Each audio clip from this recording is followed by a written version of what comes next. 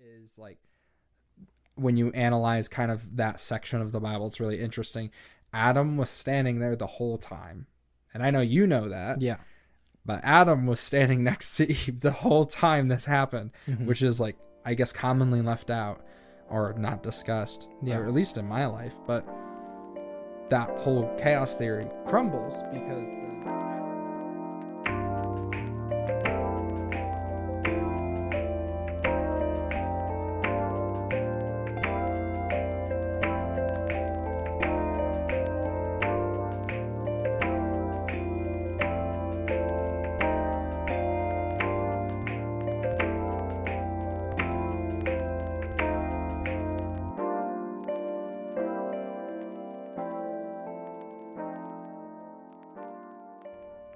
Hello and welcome back to week 9 of this is week 9 and episode 9, it works, of Lessons Learned. I'm Dillon. And I'm Evan. And we're so glad that you're joining us on the beginning of our 3rd month. I'm really not having a great start here, am I? That's fine. It's going to be a great episode regardless. Okay, cool. Before we get started diving into this real quick, we just wanted to chat about some of the comments and stuff we've actually been getting on our videos recently. Yeah, so most of them have been not great. A lot of them have pretty much been outright hate comments. Just so you guys know, we are responding to all of them that we think have some substance to them and where we can have kind of a genuine conversation with people. And we're kind of we think the best way to go about it is just ignore the ones that are purely hateful and have nothing really to say.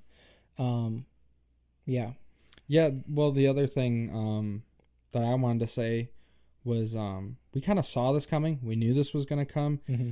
And it doesn't inherently bother us. I mean, yeah, it's a little disappointing that so many people are just, I guess, bothered by what we're doing. But to quote Jesus, what he says in Matthew 10:22, "You will be hated by everyone because of me, but the one who stands firm to the end will be saved." And this isn't to sound pretentious or anything. This is just to acknowledge that we knew this was going to come. We're prepared for it. We're not going to take things to heart. And I mean, ultimately, we wish everyone the best of luck, and we hope that, you're open to having a good discussion, because we'd love to discuss with people and answer questions, especially questions in opposition of what we say, because I think those are always interesting. Mm-hmm. Yeah, no, we're never trying to make claims about things we don't know about. We're really just trying to explore how Christians' perspective works for new ideas. So if you're bringing on new ideas, that's great. That's exactly what we want. Yeah, and I mean, ultimately, we are going off the top of our head here. Yeah. This isn't rehearsed. This isn't scripted. Clearly. So, I mean, come on. We're in our early 20s. We're going to make mistakes. We don't know everything. And we're not claiming to know everything. But we're just trying to give our best perspective, I guess, our personal perspectives and our best foot forward in this. I guess with that all being said, are you ready? I am ready. Then let's delve into some Jordan Peterson. Sweet. It should be so fun. He said with great enthusiasm. Yeah, well, it's going to be kind of like last week. There's a lot of stuff that we can understand is misinterpreted from the Bible. So just be prepared for it, I guess. Sure. We don't start off with that, though. We'll start off on a good note. For this section, the first quote I'm bringing up, he's still talking about the unknown, just for people that don't know. We've kind of been going through the major archetypes and mythologies according to Peterson. So we've talked about the Ouroboros, which was like the unknown before any knowns existed. We talked about... Did we talk about the Great Father? In what regards? Kind of. I think we've talked about the father, the mother, and then the son, the knower, the in-between. Yeah, I don't think... Because right now we're doing deep dives. So yeah, no, we haven't yet. Okay. We talked about the Enuma Elish, the Marduk thing, and we talked about Osiris and Horus. And those kind of were precursors to his deep dives. So we've touched on all these ideas before. So if you want some background, I'd go and recommend watching the past couple episodes so you can be caught up. Mm-hmm. Otherwise, today's focus is going to be about the Great Mother. Oh boy. Yes. So, and she's part of the unknown, Okay. as he'll talk about. So this stuff will make sense. Tea break. But he's going to start off just talking about the unknown in general. Okay, cool. So this first quote, the nature of the unknown as such must become represented in order to design action patterns which are broadly suited for response to what cannot yet and cannot eternally be predicted or controlled. So pretty much the point that he's making here is that we have to be able to respond to the unknown and like have set actions that we know we can take against the unknown without actually knowing what it is. Does that make sense? Like, you have to know how to deal with something unexpected, even though it's unexpected and you're not going to be expecting it. Yes. Okay. I don't know why it took me so long to grasp. Maybe it was just because we got back from that worship concert and I'm still just kind of like jamming in my head. Understandable. To be completely honest Understandable. with you. So, does that make sense? Yeah. Like, if you go through life never preparing yourself to like encounter unexpected things, then you're always going to be way more unprepared for things than like you ought to be. Right. And I think he'd probably go as far as saying that we can't not have some sort of pattern for the unknown. I would say so for sure. Because I mean, breaking it down to like very, very simple things, like when we're like little and we like fall or get hurt, we're like totally shocked. So Right. like little tiny things, it's like, oh, that is like a small amount of pain. That's horrible. But like now, like I'll be working on, like the motorcycle like we were today, and I'll like cut my finger. I'll be like, oh, well, yeah, like it hurts, but it's not going to stop me. So I think it's just like we're prepared for that. Part of, I think, learning the action pattern is the little kid will look to their parents for what to do. So like if the parents freak out about the kid falling, the kid's going to freak out. Yeah. And if they like laugh about it, then the kid's going to think it's funny. Yeah. Yeah. I think that's a great way to teach kids, is just to kind of laugh, because like, yeah, like I totally get being in tremendous pain, but like it's so much better just to kind of laugh it off, or just kind of be like, is this going to hinder my abilities to do things? Right. No, then I'm just going to like breathe through it. I'll take it a little easier, but just keep going. You usually end up better off for that. So then he talks a little bit about how these myths they're not coming from like one particular person in his mind, which maybe is generally true. Okay. But here's the quote he says, and I don't think I have to explain it. If I do, let me know, but I kind of just want to see your reaction to it. So just give your thoughts. Okay, I'm going to focus this time. The devil is not the product of the particular Christian. It is more accurate to note that the figure of the devil, or Christ for that matter, inhabits the mind of the Christian and of all Christians, and that such habitation occurs as the consequence of transpersonal, social, and historical processes operating almost completely beyond the realm of individual control. You're going to have to explain the latter part. It got a bit wordy at the end. Yeah. So I'm guessing you understand it all the way to like the habitation occurs as a consequence of. I mean, I understand the words, but I feel like either I'm missing the concept or the concept he's stating is very bizarre. Yeah. So pretty much he's kind of talking about Jung's collective unconscious, that myths like what he says, the devil and Christ themselves, they don't come from one person making it up. It's kind of an accumulation of all of these different people's ideas.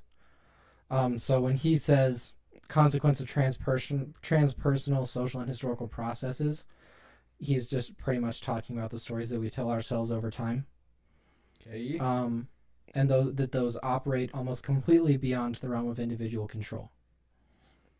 So he's just saying that these mythological figures come about not from one individual, but from the retelling and telling of stories over time in groups. But he's saying that specifically about Christianity? That's this example. It applies to all of them, I think, but yes, he is using Christianity here.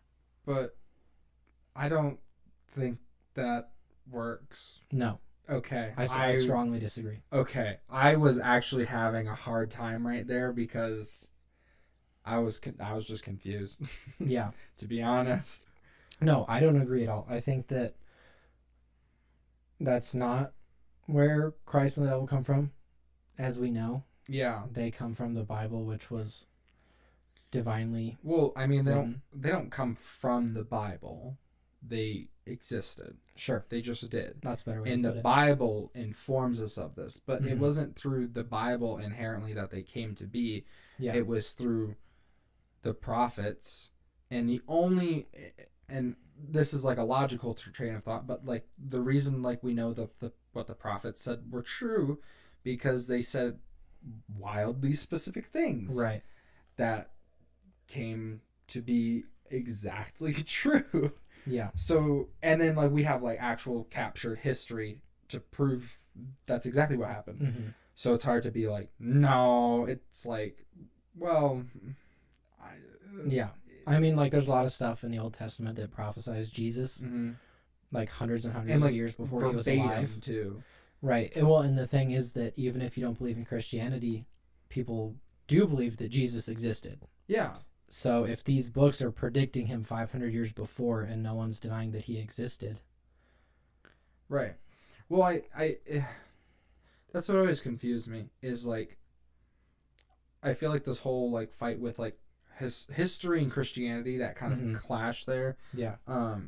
Is people will be like, oh, well, I'll believe in Christianity when this happens. I'll believe in Christianity when this happens. I'll believe in Christianity when this happens. Mm-hmm. And if you look at it, historians are at this point like, well, we have undeniable proof of Jesus. Yeah. That he was a guy, actually was a guy. Mm-hmm. Okay. So if you have undeniable proof that Jesus was a guy, then you could argue that with the amount of evidence in the Bible that stacks with the like historical, like actual proof that the miracles and the other stories that happen in the Bible must hold some type of gravity in that situation. And I mean, even if you're like, okay, fine, Jesus was a real guy who committed or who performed real miracles, then I don't know what's stopping you from just believing. Well, you can even think about it. Something that our pastor likes to bring up, and I think we've talked about here before, is that Jesus doesn't give you the option of just thinking he's like a good moral philosopher or something like that, because he says, I'm the Son of God. Yeah. And that's why I'm doing everything I'm doing. Yep. So even if you think of him just as that, like as a historically focused person, you can't just think of him as that, because he would have to be crazy if you don't believe that all of his claims are true. Mm-hmm. Because that's such a potent claim to make that you can't just dismiss it. Yeah.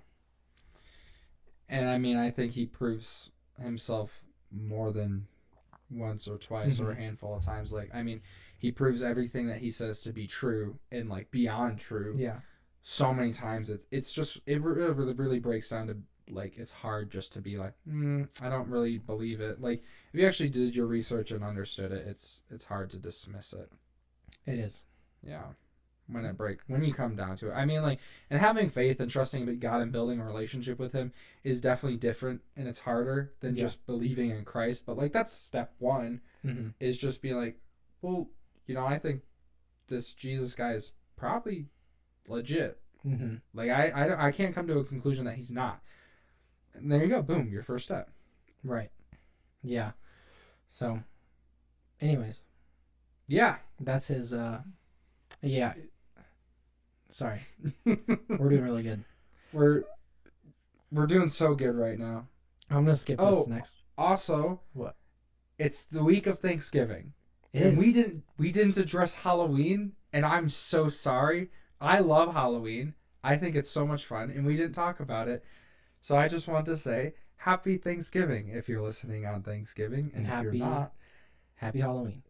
Yes, and happy belated Halloween, and happy Thanksgiving or Thanksgiving week, depending on when you listen to it. And if you're listening to this in May of like 2023, hey, I hope you're enjoying spring. Yeah, it's very cold right now. It is. I'm actually shivering. We turn the heat off because it's loud. Okay, anyways, back to Jordan Peterson. Yeah, we're doing great. Okay. I'm gonna skip the next quote I had planned. It's because I think we already understand this point. Okay. So now he's getting into the Great Mother as chaos. So an important distinction he makes is that the Ouroboros, the thing from last episode, the dragon that eats itself. Yeah. Yeah. And the figure of the Great Mother commonly overlap because the chaos compromising the original state, which was his Ouroboros, is hard to distinguish from the to establish order. So they overlap a lot because they're pretty much both unknowns, but they are different because one encompassed everything and the other one is chaos in opposition to order. Which one's chaos in opposition? That's the Great Mother. That's the Great Mother. Okay. Yeah. That makes sense. I mean, honestly, I don't know what to say to that. You don't have to say too much. Okay. Then, yes, I acknowledge the statement that has been made. A connection that I made for that one is it makes sense looking at Tiamat. We went over her in the Marduk story, the Numa Elish, because, female serpent. You can see how that overlaps. I don't remember if he made that actual connection. It's just in my notes. But he also compares this to Eve and the serpent, which I feel like is much more of a stretch. That is way more of a stretch. I mean, does it conceptually work or not? No. Because, well... Probably not. No, well, okay. I guess this is...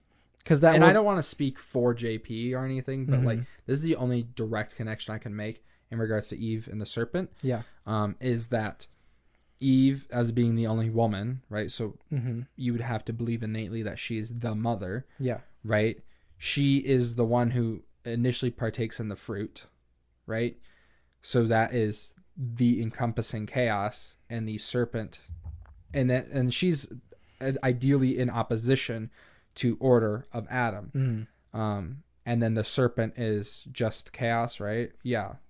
It would be but the problem is that the chaos, I think the chaos thing works, but he's specifically talking about the all-encompassing chaos before order and chaos are separate with the snake. And I don't think the snake does that. Well, I again, you know what I mean? But another stretch is that the serpent doesn't say like, "Hey, eat this fruit." The serpent's like, "Oh, like this fruit might be good," and then Eve's like, "Well, I don't know. I was told not to touch it. I'll die." And then the serpent's like, "Oh, you wouldn't die. That wouldn't happen." Right. So it's like, that's like total chaos, because that's not inherently like just chaos. That's like, you know what I mean? But where this all crumbles is like when you analyze kind of that section of the Bible. It's really interesting. Adam was standing there the whole time, and I know you know that. Yeah. But Adam was standing next to Eve the whole time this happened, which is like, I guess, commonly left out or not discussed, or at least in my life. But that whole chaos theory crumbles because then Adam immediately not only lets Eve talk to the serpent and eat the fruit after God was like, "Don't let anybody touch the fruit." Adam was just like, I wonder what they're doing, like a foot away. Yeah. And then immediately partook of the fruit. So like, that's not the father order and the mother chaos. It just, so like, I get like the stretch, the kind of, you can kind of slot it in, but you can like make that connection to Christianity for like one verse. Right. If you're lucky. Yeah. And that's a lot of these, which is why Christianity isn't brought up with a lot of his other examples, because it just doesn't fit. It just doesn't. Right. And like, I think that roots back to like what I said a couple episodes ago, where I think it's like you can distinguish Christianity because of its perfect story made by the perfect creator, and the opposing mythologies such as Norse mythology and stuff with the gods that are subject to vice. Yeah. That's the epitome. So if like these theories don't really lock into Christianity, well, maybe it's because that's not the perfect story. Right. Or the perfect abstraction. So. Yeah. So, okay. What do you think then, knowing that it's like chaos defined in opposition to established order, what do you think the Great Mother would represent? Like more tangibly. What do you... Or metaphorically. Maybe that's tough because I kind of just gave an answer. Yeah, I mean, the chaos in opposition to order. Do you think you would know how to expand on that at all? It's a tough one. So, because I have the answers right now. Evan asked me on the car ride after the concert back here, hey, are you cool if I just kind of like ask you questions to kind of create a more interesting discussion? I was like, yeah, for sure. I think Evan forgets that like he's really smart. I can't read his essays. They go over my head. I'm not saying I'm the brightest bulb in the room, but like I'm not like dumb. I can't answer. My point is your question confused me. You're teaching a 500 level course and I'm at like 201 at best. Okay. Probably more like 101. All right. I'll leave it then. That's okay. Ask a simpler question. No, well, and I also wrote it with knowing the answer, so it probably seemed easier. But there is an answer. Mm-hmm. You can't ask me a question with an answer. Yeah, huh? Because I can say, what do you think he's going to talk about? I think he's going to quote Christianity, and the quote's going to be wrong, and I'm going to laugh, get frustrated, and pull up my Bible app and find the verse and the surrounding context. I don't think I quote the Bible. Okay. Anymore. That I've seen. It's not in my quotes, at least. But, so, here's what he thinks the Great Mother represents. There's like a lot of reasons. There's a lot of parts to this representation. Oh boy. Okay. So, the unknown appears to be generally conceptualized or symbolically represented as female, primarily because the female genitalia, which are hidden, private, unexplored, and productive, as in like reproductive, serve as gateway or portal to the divine unknown world or source of creation, and therefore easily come to stand for that place.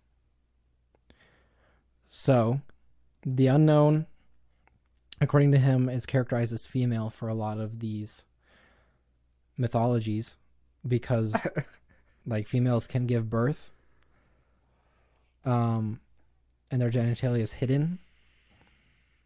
So that's where the source of creation is. I guess.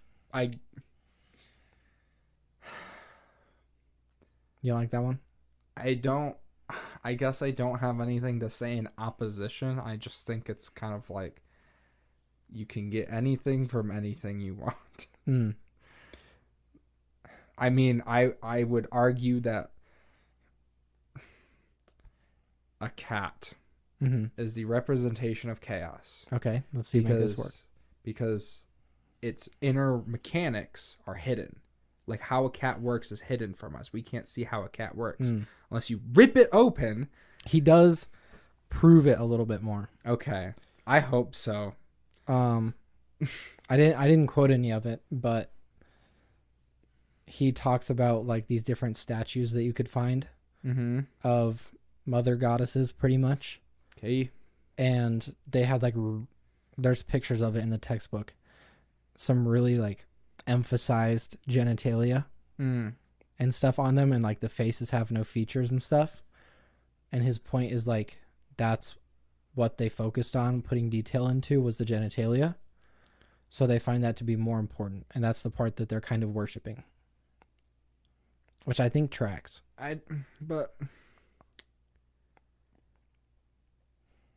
But like, were men or women sculptors of the time? Probably men. Okay. So I won't say that for sure, but probably. I mean, I took one art history class. Most of them were just men. Okay. I don't even think you could be a female sculptor. I don't think that was a thing until like past the Renaissance. But okay. So what do men like? Are you like saying if they're just worshiping that stuff? Well, to do it because they like it. I mean, we can see it in our society. Right. I mean, look at like Tinder things. Right. On Tinder, women get hundreds of likes immediately. Right. But men don't. Because that desire is incredibly great in a man and not as incredibly great in a woman. So that's controversial. Isn't Christianity supposed to be controversial too? Apparently. There we go. Okay, cool. I wear a cross necklace. There's your controversy of the day. But if my point is that like men are more sexually wired than women are, and if it's predominantly men sculptors, male sculptors, I feel like it would biologically track for that to be what was sculpted. Like, I wouldn't inherently say that they worshipped it so much as it was like men. I see what you're saying. I mean, you think he's reading a little bit too much into it then? Walk into just a standard man cave and look at the posters on the wall. What is emphasized? Yeah. There you go. That's my point. Well, so you don't like his great mother interpretation? Do you see any of it connecting so far to Christianity? No, I mean, do you follow any of it? Do you think any of it makes sense so far? I follow it. I think that's just such a weird place to, like, I feel like placing chaos on female for the reasons that he's given just doesn't track. And maybe that's just because, like, from a Christian perspective, like, that's just not how our belief system works at all. Right, and we'll go into that because I have some notes on some other quotes that deal with that more specifically. But I think I agree with you. I think that I can see the connection between like the creation of things in general and birth. Like, I get it. Yeah. But maybe he is going too far. I don't see how he's not going too far. Like it in the beginning, when he was talking about chaos and order, right? The known and unknown on a fundamental level, chaos was just what was unknown. I don't know why you need a representation for it. And so I think the thing is that a lot of the chaotic beings like Tiamat and stuff that are in these myths are female. So maybe he's just trying to reconcile that and try to explain that figure in like an abstract way. The problem is he's trying, in my eyes, he's trying to explain a story told by man. Numerous stories told by man, and trying to connect them all. The biggest fall, in my opinion, is when he tries to relate it to Christianity, a story not told by man. Right? Yeah, I see what you mean. And it immediately starts falling apart. And then when he tries to make that connection, in my eyes, the rest of it falls apart. Even if it is like holds up to be true or has some validity and weight to it, it just falls apart in my eyes because the connection that he tries to make in regards to Christianity just doesn't work. It just doesn't track at all. So then everything else kind of crumbles for me because, like, Christianity is like my fundamental belief system. It's how I view things, right? That's like who I am fundamentally. So if it doesn't work for Christianity, then it kind of crumbles everywhere else. Right. It just stops working. And I think, to not go on him too hard, the thing that he does do really well is see how these ideas can be utilized. Well, you know what I mean? And that's what I love about what Jordan Peterson does, is he does such a great job, and we've talked about this, abstracting things from just what we do so we have a better understanding. So not only do we understand what we're doing, but we can understand why, and then how to adjust and fix so we can improve our quality of life. Right. That's fantastic. He's amazing at that. Like, I can't say anything else other than how amazing he is at that. So, like, he can take good lessons out of all of these. Yeah. But that doesn't mean that he has the correct interpretation of them. Yeah. Evan stuttered because the camera flicked.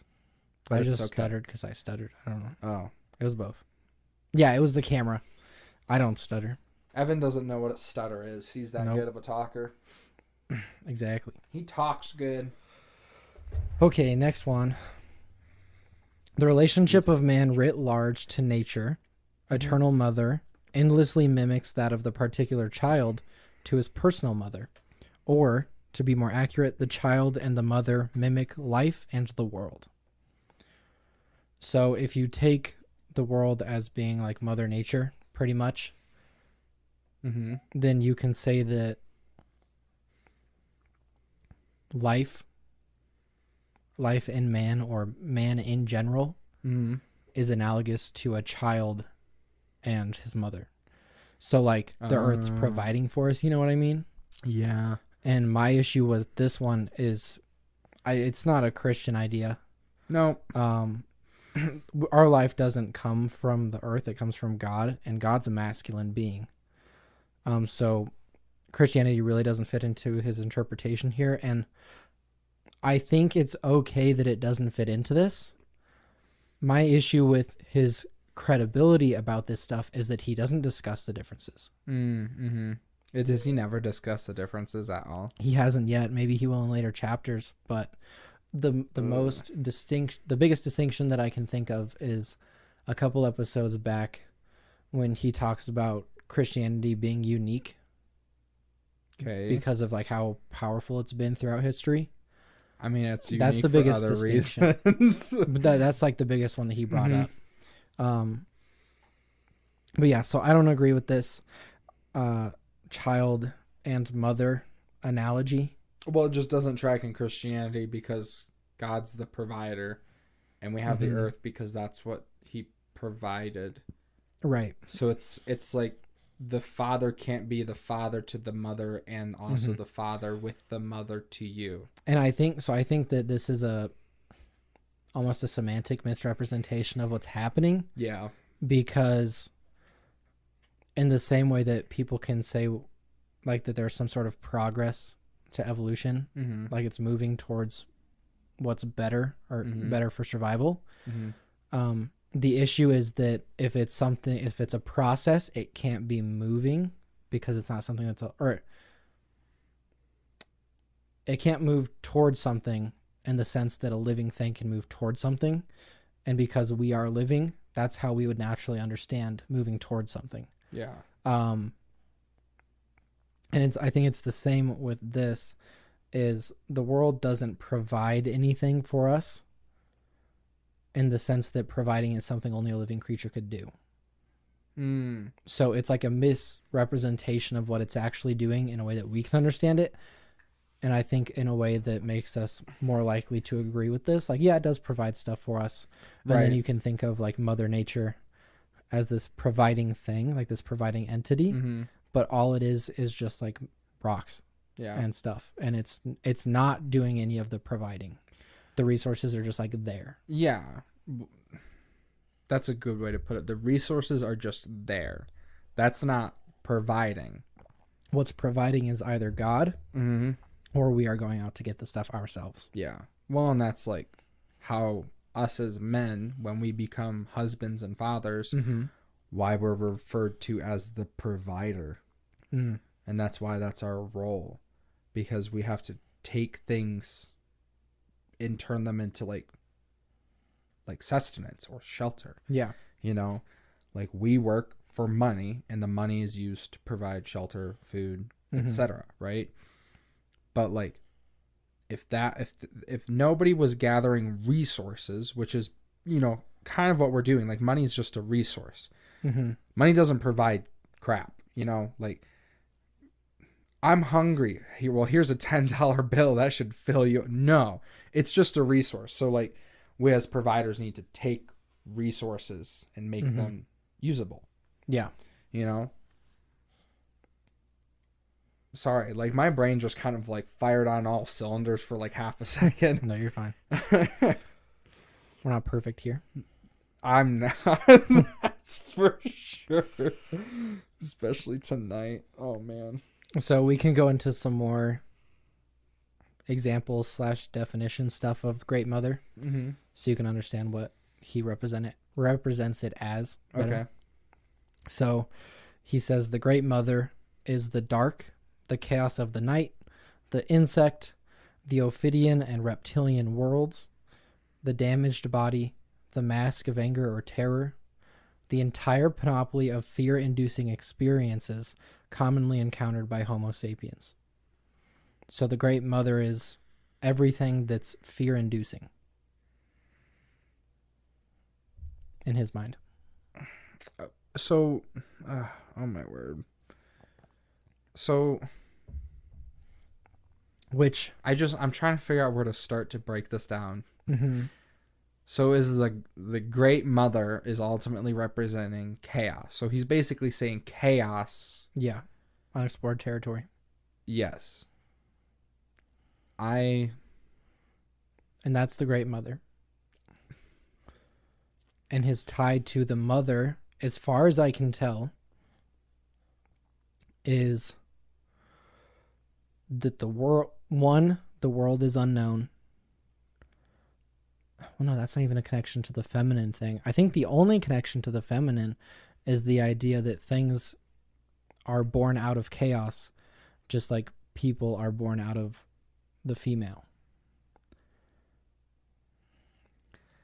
I don't know if it's like I'm kind of tired or if it's like my brain's in two other places at once, or if this part of the book is just... No, I mean, if you don't agree with it, you don't agree with it. Well, I almost feel like it's redundant. And maybe it feels redundant because a while ago we kind of were like, we dismantled what he said and we were like, this is just, it's not right. We don't agree with it. Yeah. So everything from here on out is just like, it's, the foundation was dismantled. So every other point after that is, well, pointless. Does that make sense? Yeah, no, I mean, something I talked about with the guy that I'm going through this with is, and I think I brought it up here, is it's just, since we know that he got some stuff wrong, what can we trust him on getting right? Yeah, and we kind of talked about that the last episode, and I don't know. I think our focus should just be on what we can get out of it, you know? Or like what he says the lessons are, because we can take those lessons and apply them, understanding if they're good or not. Because usually they're pretty good lessons. Oh, I think he has great lessons, but right now he's just, in my eyes, he's just rehashing what we talked about in episode like 1 and 2. Like, yeah, chaos. That's your pretty cause much of fear. He's pretty much giving that stuff character, and he's using that as a background to kind of explain it a little bit more. So we can move on to another part. He talks about, for an entire section, monsters that are feminine, that represent creation and destruction, birth and cessation of experience, and animal and human. And the animals that he talks about here are things like the Sphinx, the Greek Sphinx, like that's a female and a lion. The Sphinx in Egypt? Isn't there also a Greek Sphinx? What's he called? What's she called? I'm looking it up. I thought they were both Sphinx. Maybe I'm incorrect. Greek Sphinx. Oh, yes. Okay. I have seen this, and it's been a while. Yeah, so it's just like a woman with a lion's body. Yeah, it's not the Egyptian Sphinx at all. No, but they're similar ideas. They are similar ideas. So, I don't know. We can spend some time talking about it. I just think that it's the same thing where I don't know if we accept the premise of the chaos being feminine. Yeah, I like, okay, I understand. I don't understand wanting to like personify chaos. Oh, well, the point is that it can be more understandable. You can grasp it more in the form of metaphor. But if the metaphor fails to deliver the heart of chaos. Well, he's saying that it does. Fails. No, he's saying that it does show what chaos is. But it doesn't. As best as possible. Nope. So, well, and I think he does have some point here that works, because you can see chaos at the same time as something that's bad and it's scary, which is this Great Mother that's like the monster and all these things. And at the same time, you can see chaos as the other aspect of he talks about for the Great Mother, which is like the nurturing thing that can provide for you. So why does the thing that nurture and provide, why is that also chaos? Because, I mean, think about it. If you go into the unknown and you're doing something, a bad thing could come out of it or a good thing could come out of it. I guess, but I mean, in my eyes, like, the provider is known. Mm. Does that make sense? Like, the provider of the house, the father, is known by he who he provides for. I think, though, the point is, if you recognize the unknown as, like, a thing, mm-hmm. That is where all of the stuff for us is. Like, the resources are out in the unknown. And it's the process of exploring the unknown. But my point is that the provider themselves mm-hmm. is known. The provider goes into the unknown mm-hmm. to get resources to create what is provided. But the provider themselves is known. Like, the father is known by the mm-hmm. mother and the children, right? We as Christians, when we look to God as our provider, we know God. What he takes from chaos, the unknown, and gives to us is what is provided to us. But those gifts, those things that we need or want, even from like a father to a child, the provider is known. Mm-hmm. And is giving things, generally speaking, what is known. I mean, you can argue about gifts, like the unknown of a gift, but like, mm-hmm. you know it's a gift. You know it's a good thing that's going to make you happy. You know the provider gives you food. The provider fills your heart and soul. Right. It would be probably really hard to do it, but off the top of your head, do you have any alternate understandings of things like the Sphinx or Tiamat or these feminine chaotic beings? What do you mean by alternate understandings? Instead of like the Great Mother, as he's talking about it, mm-hmm. as this thing that can be chaos. And what do I think could be? Yeah, do you have any like alternative options for what they could be? Because I can't think of a better one. I don't think it's right, but that's kind of where I'm like, maybe he's reading into it. Mm-hmm. Is because I don't know if you can get this much out of it. Mm-hmm.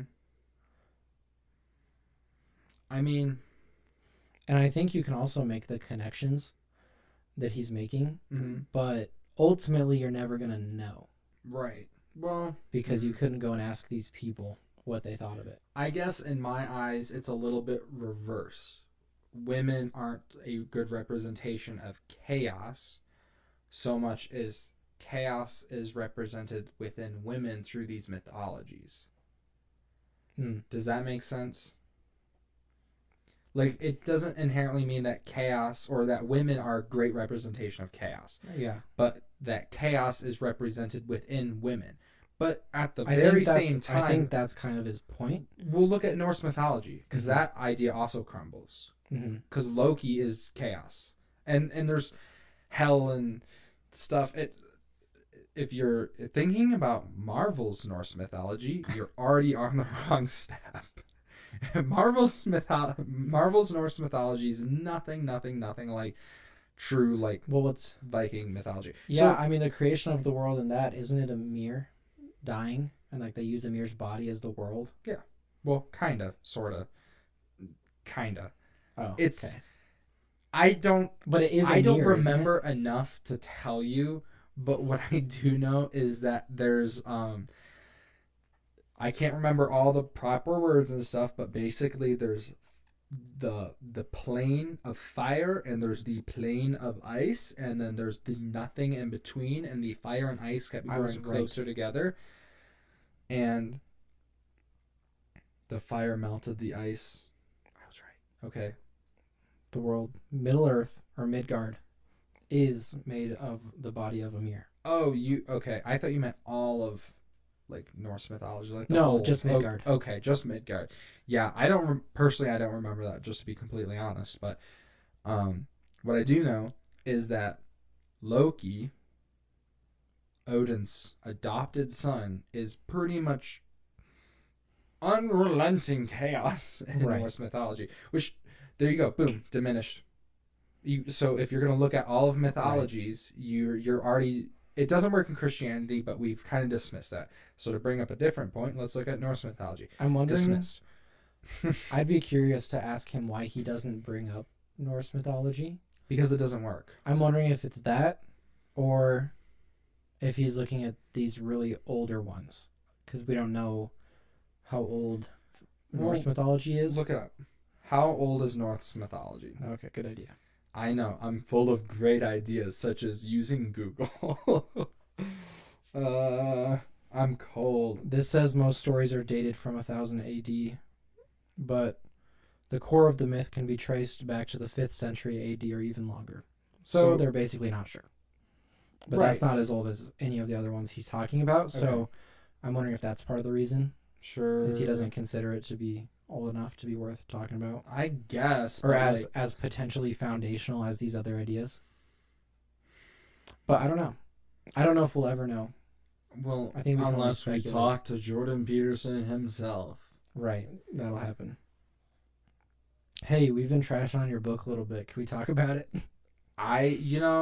Actually... I mean, I want to know what he thinks about it now. Well, as far as I'm aware, because I listened to Daily Wire's town hall meeting, Jordan Peterson's Christian. Like, actually now. That's crazy. I know. I was blown away. I thought that was epic. I wonder how much of this he would disagree with now. Yeah, I see, and that's all I thought about today. I was like, well, if Jordan Peterson's like actually Christian, what does he think of his own book? Yeah. But yeah. So we can go through some more quotes here. Let's do it.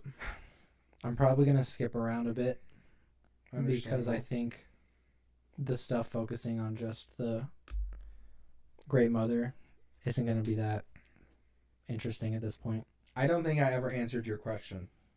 That's okay. Okay. We took it where it went. Okay. Ultimately, I don't think you can. But you stated that before I even started. Yeah. So let's do something fun. I'm just gonna read part of his book. Okay. This is his paragraph where he's just listing all of the negative versions of the Great Mother. Okay, I'm gonna lean back and try to absorb this. Okay. And spend less time sitting upright. Go for it. Everyone sit back, relax, and get ready for some Great Mother. I'm nervous. Okay, here we go. The Great Mother, in her negative guise, is the force that induces the child to cry in the absence of her parents. She is the branches that claw at the night traveler in the depths of the forest. She is the terrible force that motivates the commission of atrocity, planned rape, and painful slaughter during the waging of war. She is aggression without the inhibition of fear and guilt, sexuality in the absence of responsibility, dominance without compassion, greed without empathy. She is everything that jumps in the night, that scratches and bites, that screeches and howls. She is paralyzing dismay, horror, and the screams that accompany madness. The Great Mother aborts children and is the dead fetus, breeds pestilence and is the plague. She makes of the skull something gruesomely compelling, and that is all skulls herself. To unveil her is to risk madness, to gaze over the abyss, to lose the way, to remember the repressed trauma. She is the molester of children, the golem, the boogeyman, the monster in the swamp, the rotting cadaverous zombie who threatens the living.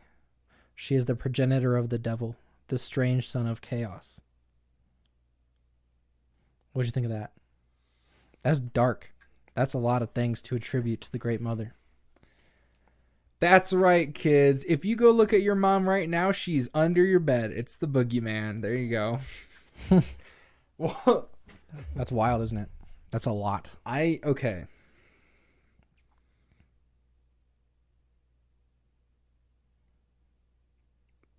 What are you thinking? Are you thinking anything? Yes, but it was overshadowed by the comment that I'm about to make. Okay. Somebody said nice feet in one of my comments. And yeah, I don't know why, but they said nice feet, man. Mm-hmm. So I put on socks just to kind of, keep things PG around here. My ankle just popped really loud. Nice. Okay. Back on topic. I think it's important to point out none of that at all is even close to the Bible. Like, you can't bring Jesus around here. no, He'll be sad. I just wanted to point that out because the primary evil, and from my understanding, the primary evil in the Bible, other than our own human nature, It's Satan. yeah, is the devil. And the thing that makes him so bad is his pride and his Lack of gratitude.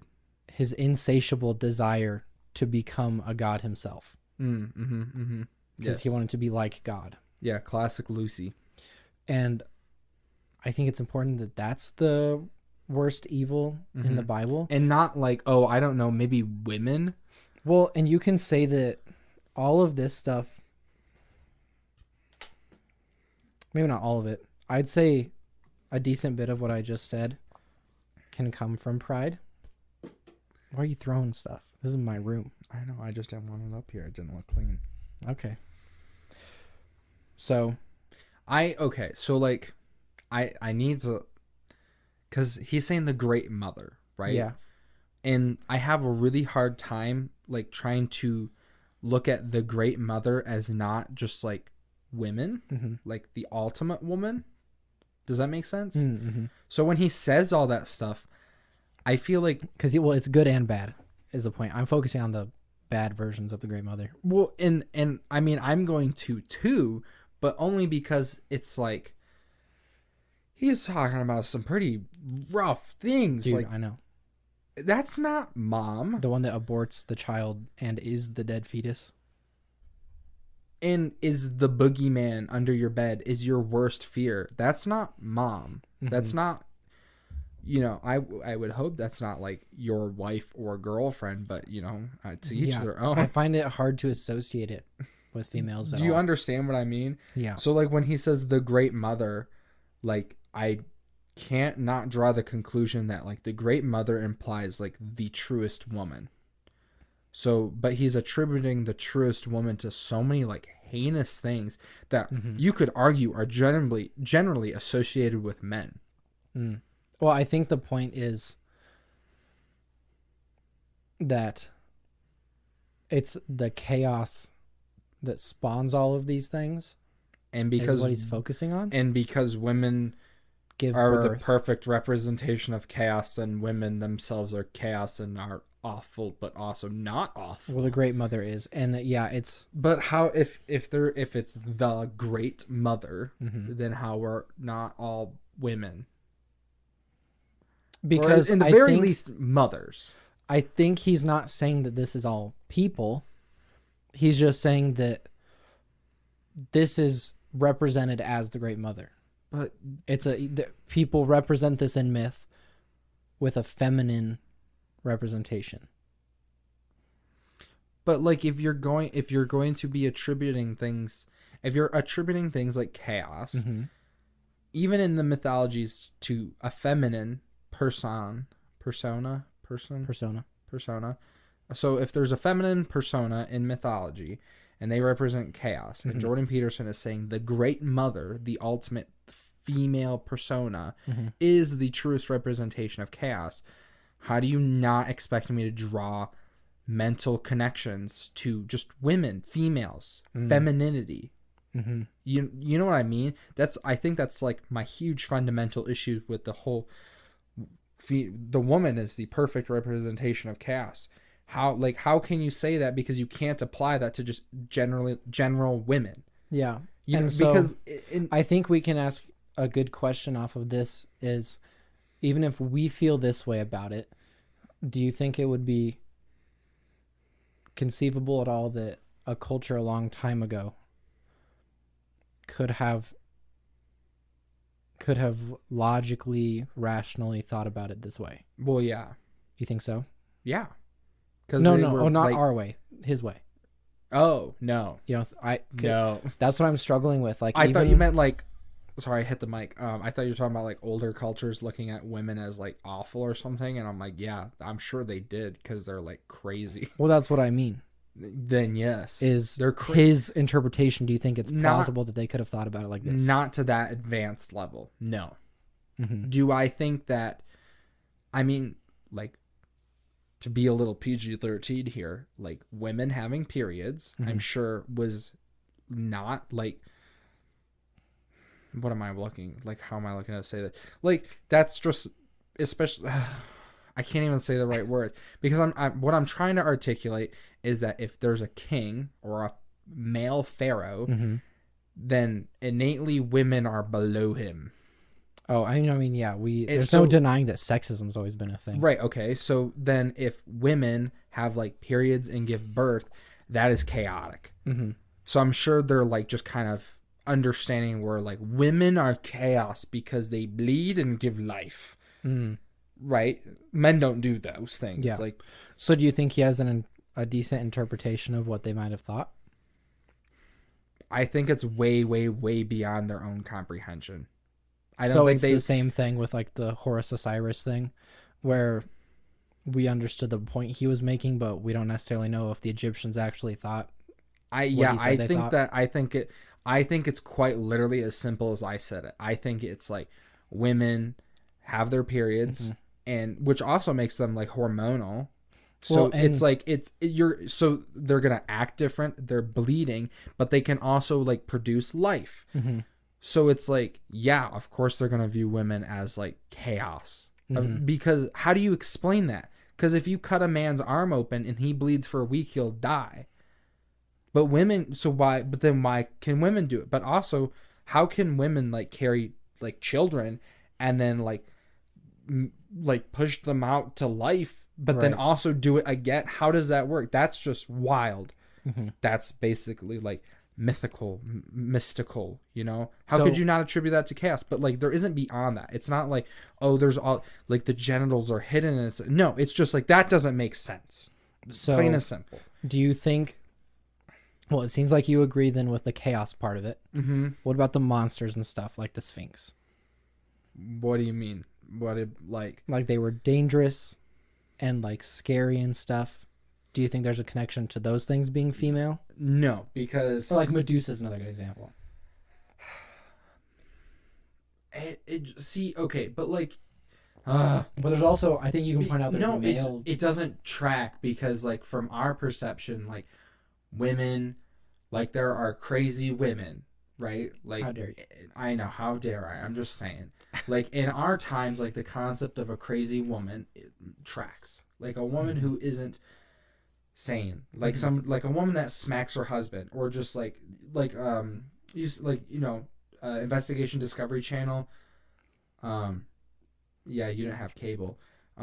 ID or Investigation Discovery did a lot of like murder mystery stuff. Oh, like cold case files. Yeah, my parents watched that stuff all the time.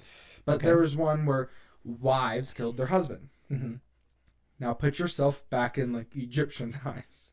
That would never happen. Are you kidding me? Never. Absolutely not. Sure. I don't think. Yeah, they didn't. That's my issue with like the whole monster thing. Oh, so do you think maybe the monsters are just kind of more random? Well, because there's also male monsters like the Minotaur. Right. Well, yeah, I guess I'd say monsters are more random then. Because like, or if there is some sort of association, I don't know if I'd buy that it's this association. Well, I think right, and like, because if you look at Medusa in of herself, because that's really like a whole character, not just like a creature. Like Medusa, the whole thing about Medusa is that she's supposed to be, or she used to be, very pretty, and then she got snake hair, and now turns people that look at her to stone, as kind of like the irony to being attractive to look at. Or there's the appealing to the eye. Is it Arachne story, where she was like too prideful against Athena, and she thought she could. I think it's Athena. She thought she could like weave better tapestries and stuff, and then like she tried to beat them, and then she got mad, and then she got turned into a spider. Yeah, same thing with Medusa. It's basically that over again. Yeah. But if you look at like the Sphinx, and I don't know anything about the Sphinx mythology. See, that would be a great time for you to comment down below if you know anything about the Sphinx and educate both of us. Thank you. Yes. It just doesn't track for me. Like I don't think it follows continuity. Because like, okay, women are chaos, but not to the level he's describing, because I don't think they had that level of comprehension. I mean, there's a lot of reasons I don't think they had that level of comprehension. Yeah. But I think. And by the way, we are trying to be careful to avoid what C.S. Lewis would call chronological snobbery, which is to assume that just because something happened in the past that it was dumb and that we know a lot better. That's not how that works at all. Yeah. So just so people are clear. Yeah. We're not just like past sucks and they're all stupid. Well, I mean, they built the pyramids. Mm-hmm. And I'm not saying like you have to be a genius to do it. But I mean, the way like, they did it was genius. The Greeks knew that the earth was round. Yeah. And then in the Middle Ages that went away. So clearly progress is not linear in time. I don't know why that makes me laugh so much. Progress is not linear in time. Yeah. Yes, it sure is not. So we can... it's like ups and downs. I have a couple more quotes here that we can get through. Sure.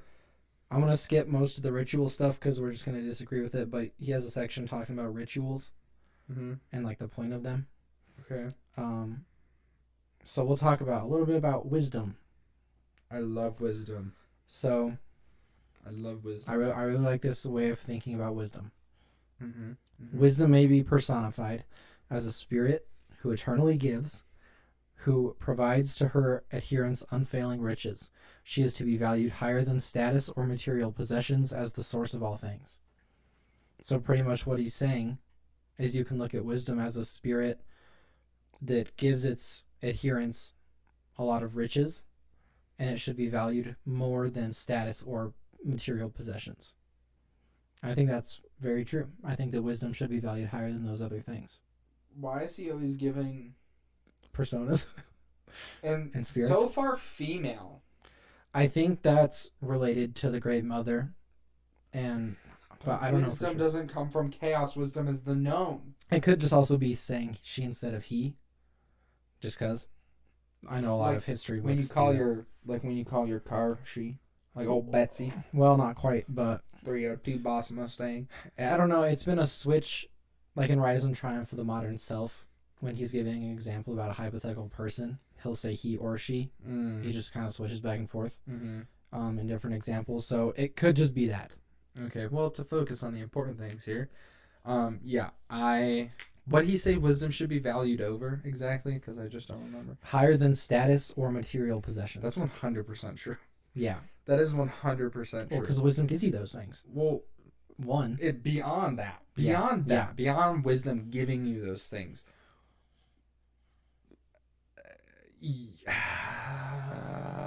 Wisdom really can't be bought.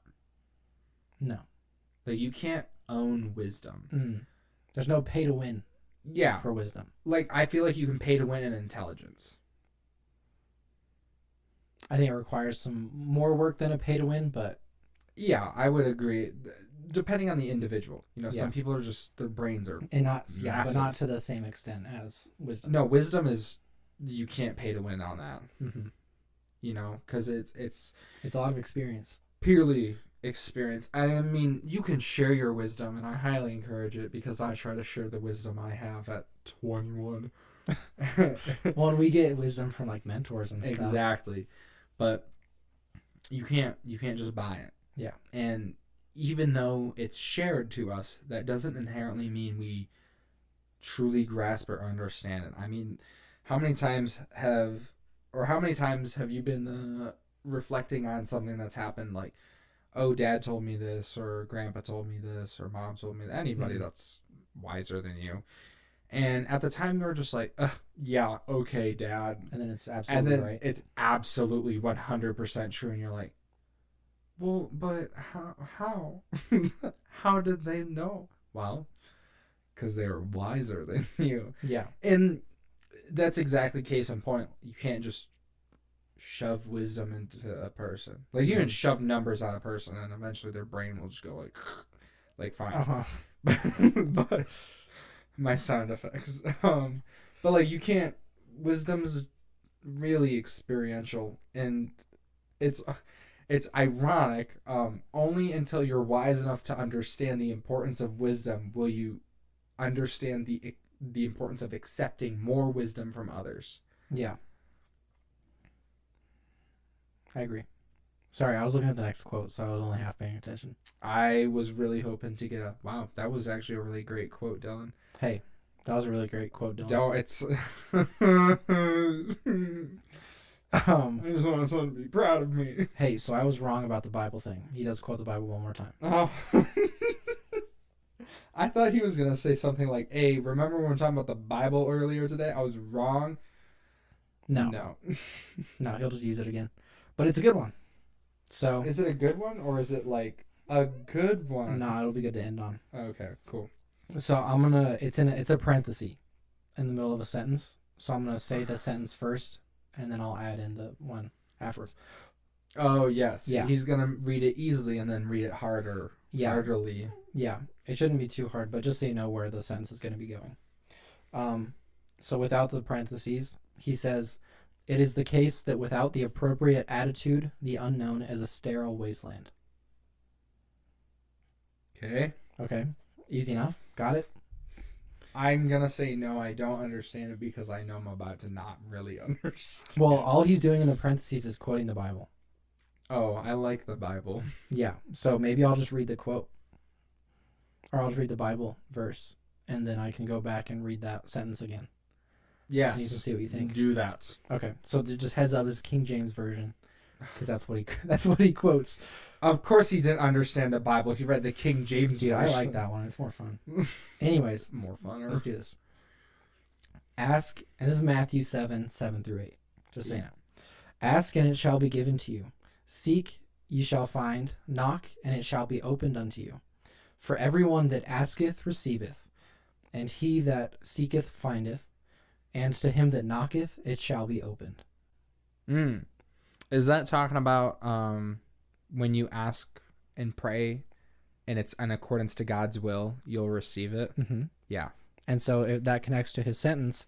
It is the case that without the appropriate attitude, the unknown is a sterile wasteland.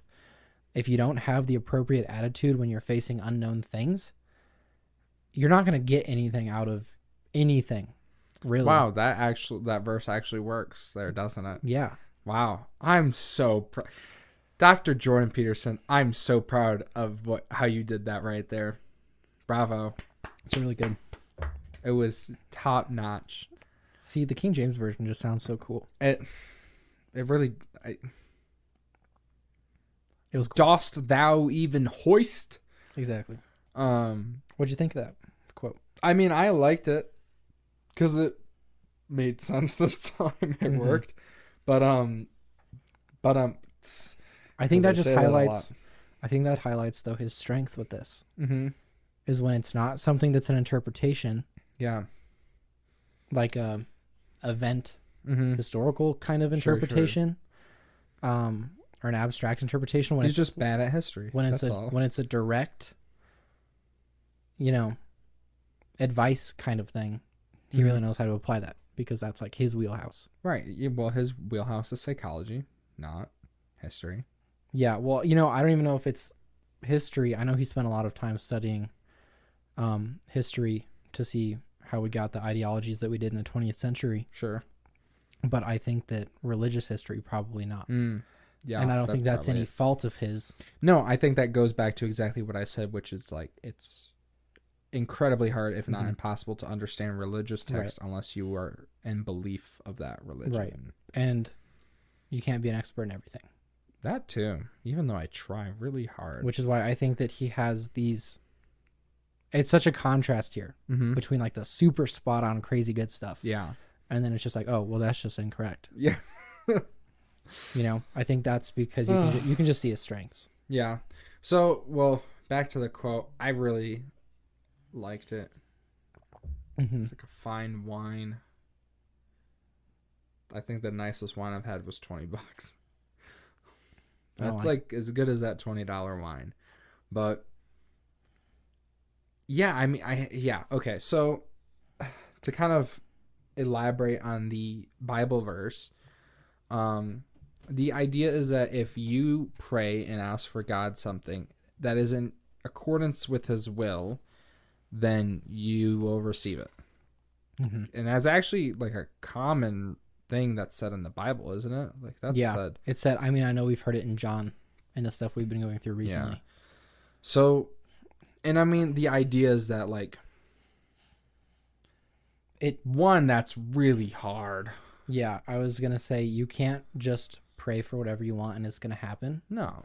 I think that that's how some people can take it. And I think that's ironic because that's, like, the exact opposite of, like, right, the fundamentals of prayer. Yeah, and the issue is, I mean, if all you hear is ask and it shall be given to you, like, okay, I guess I'll just ask for a Bugatti then.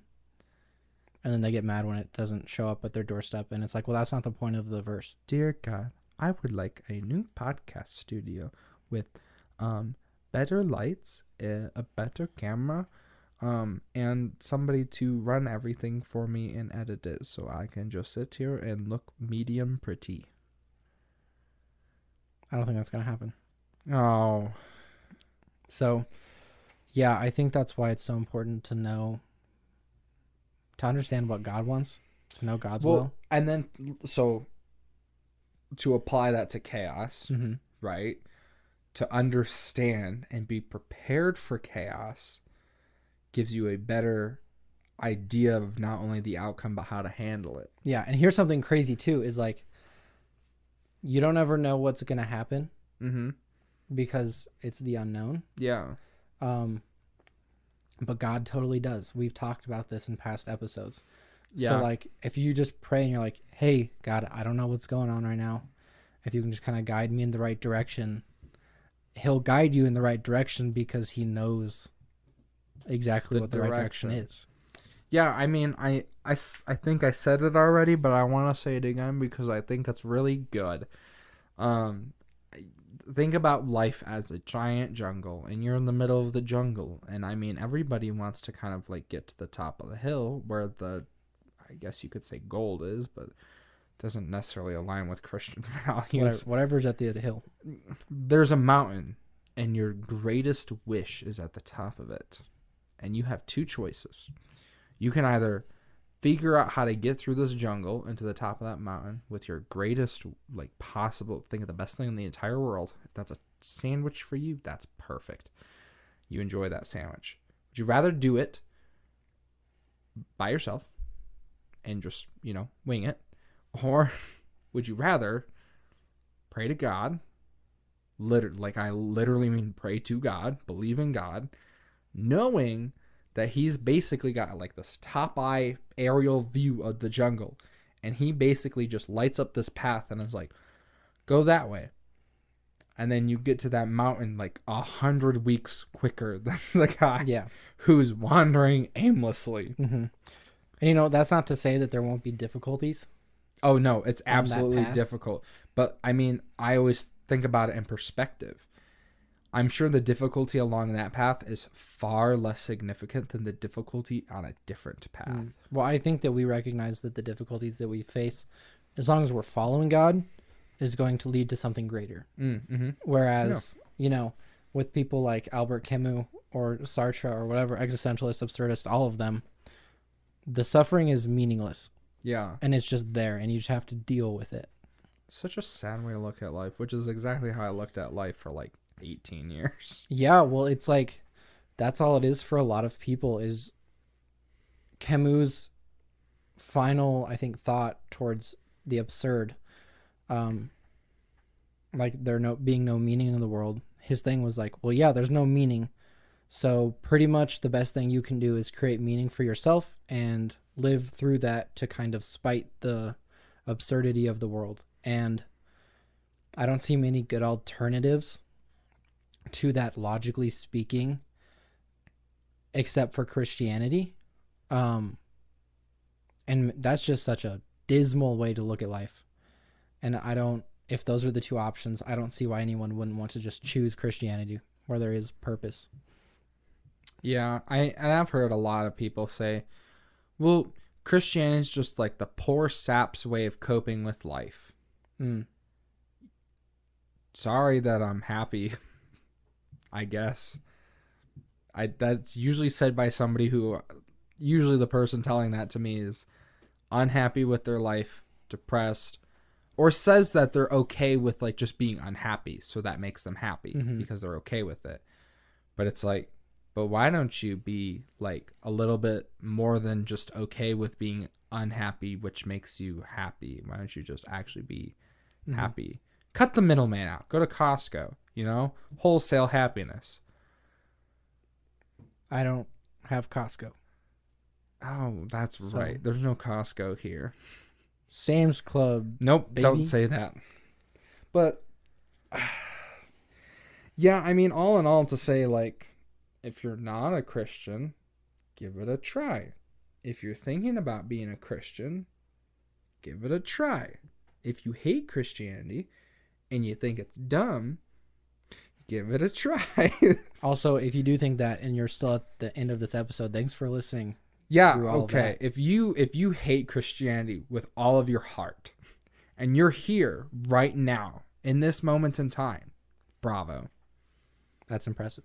That is impressive. Because that means you could have just skipped to the video and accidentally clicked here.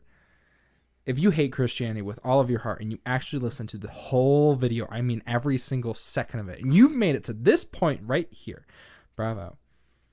Bravo. Also, I hope you don't hate Christianity anymore. Yeah.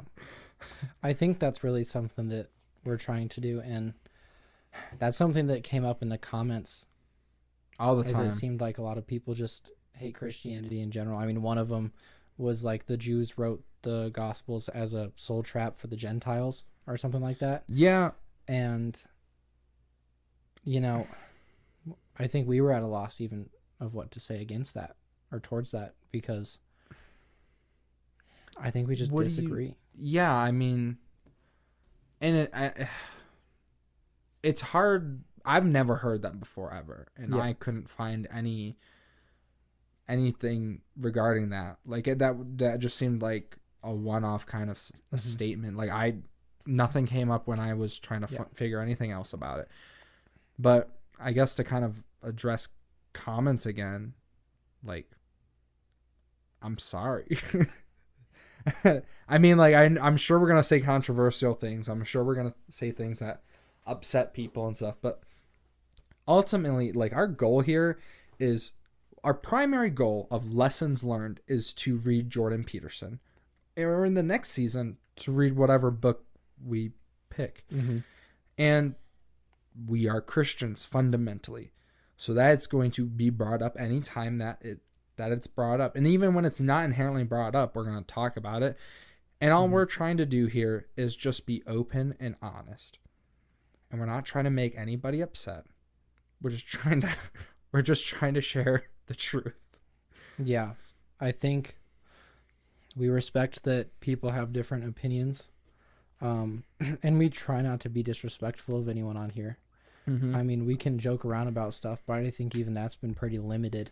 Yeah, if at all. But we take comments seriously. Yeah. Oh yeah, absolutely.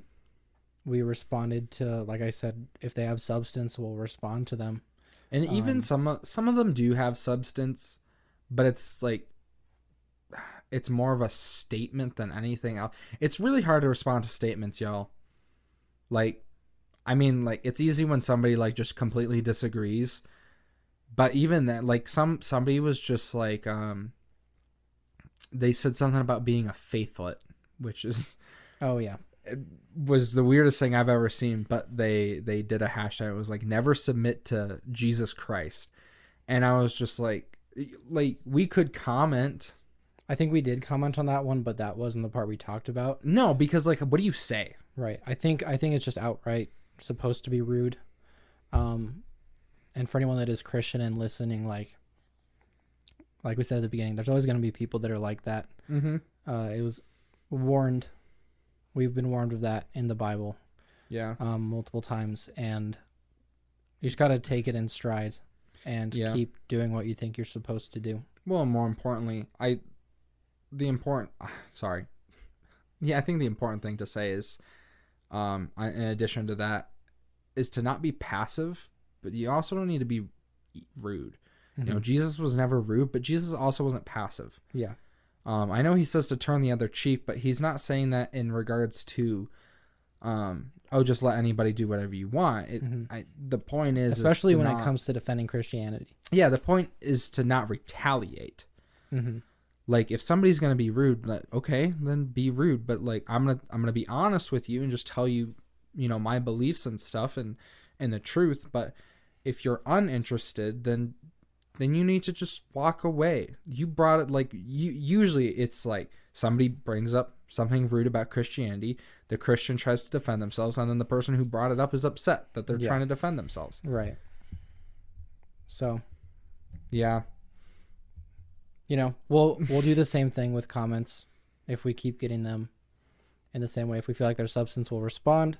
We're more than willing to explain ourselves if something was confusing in a video. Seriously, if you have a question, comment.